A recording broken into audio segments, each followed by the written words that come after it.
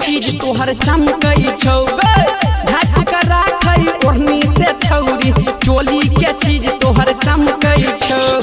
भगलही जबान गई छौरी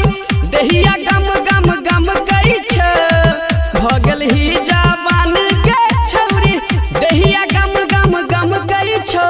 झाँक कर राखई ओढ़नी से छौरी चोली के चीज तोहर चमकई छौ झाँक कर राखई ओढ़नी से छौरी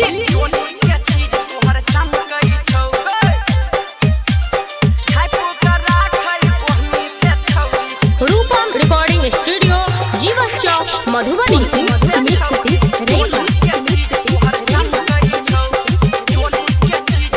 देख का तोरा छौरा सबके चुए छे मुँह से पानी गे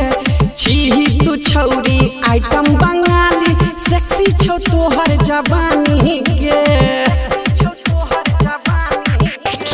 देख का तोरा छौरा सबके चुए छे मुँह से पानी गे छी तू छौरी आइटम बंगाली सेक्सी छौ तोहर जवानी गे देखही बुढ़ावा चश्मा वाला देख के तोरा सन गई छो देखही बुढ़ावा चश्मा वाला देख के तोरा सन गई छो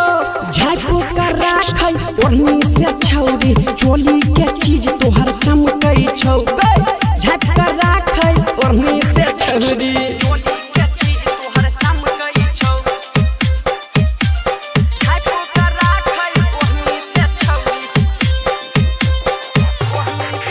सुमित सतीश रेखा हे गई चढ़ल जवानी छौ तोहर के छौरी छौरा कोनो झाड़ी देतो लजा का तोरा आम गाछी में भुइया में तोरा बजारी देतो तब की करबी गे चढ़ल जवानी छौ तोहर के छौरी छौरा कोनो झाड़ी देतो